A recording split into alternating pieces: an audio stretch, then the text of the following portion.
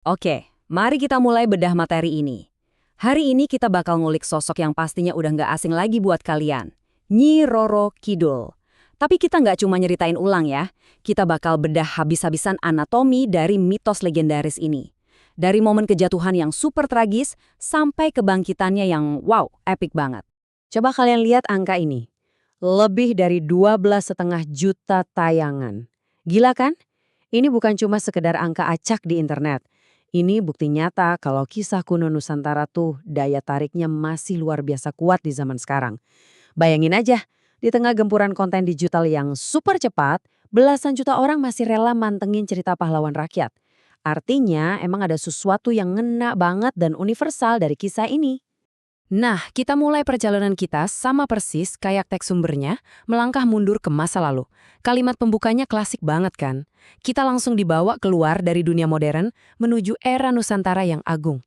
Buat ngebangun mitos yang kuat, kita emang harus masuk dulu ke realitas di mana sihir, raja-raja, dan intrik istana itu ibaratnya udah jadi norma sehari-hari.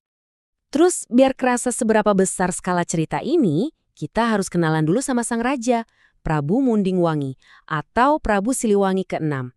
Dia ini bukan cuma karakter latar ya, dia adalah penguasa dengan kekuatan absolut, dan yang paling penting, dia ini ayahnya protagonis kita. Posisinya yang luar biasa tinggi ini justru bikin kejatuhan di cerita selanjutnya kerasa berkali-kali lipat lebih nyesek. Sekarang kita masuk ke inti konfliknya nih, dinamika keluarga kerajaan.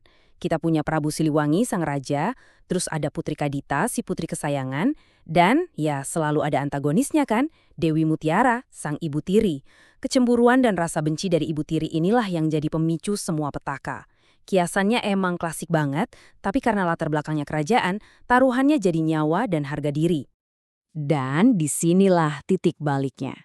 Pengkhianatan Dewi Mutiara ini bener-bener kejam dan personal banget.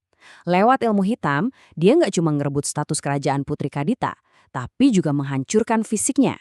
Dikutuk jadi sosok yang mengerikan. Bayangin, dari seorang putri yang dipuja-puja, tiba-tiba jatuh ke titik terendah sampai orang-orang di istananya sendiri aja nggak ada yang ngenalin dia lagi.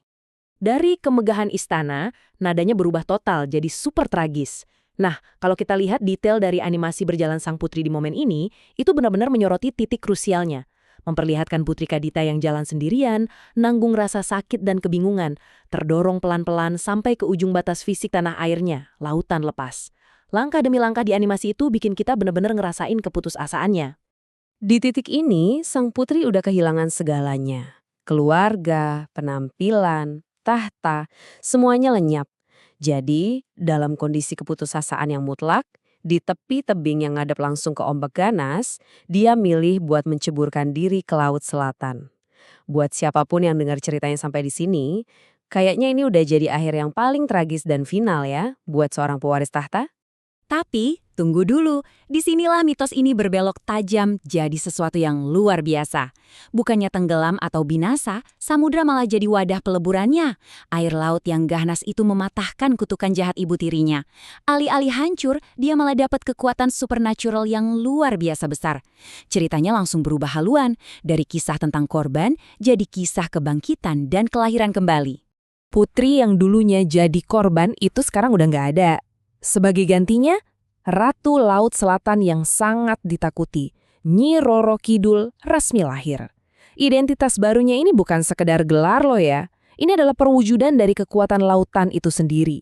Benar-benar evolusi yang gila dari putri yang dibuang menjadi entitas gaib tak tertandingi.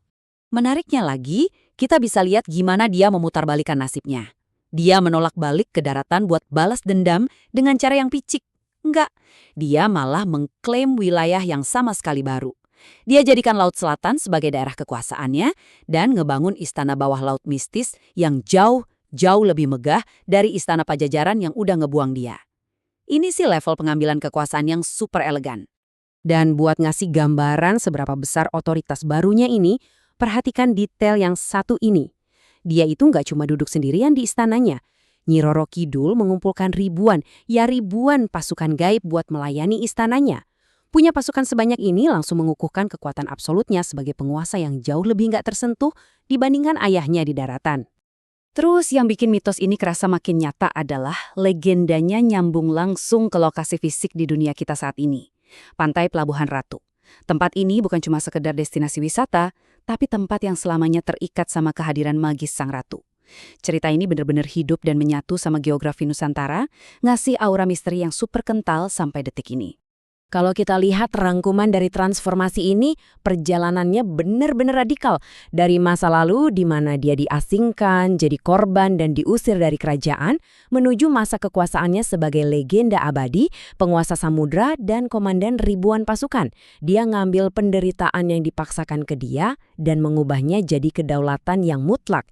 Ini visualisasi dari pemberdayaan ekstrim. Sebagai penutup bedah materi kali ini, saya mau ninggalin satu pertanyaan buat kalian renungin. Dari semua cerita rakyat, kenapa kisah spesifik tentang pengkhianatan dan kelahiran kembali ini tetap menggema kuat di seluruh penjuru Nusantara? Sampai ditonton belasan juta orang? Mungkin karena di balik tragedi Putri Kadita, kita ngelihat ketahanan luar biasa dari jiwa manusia.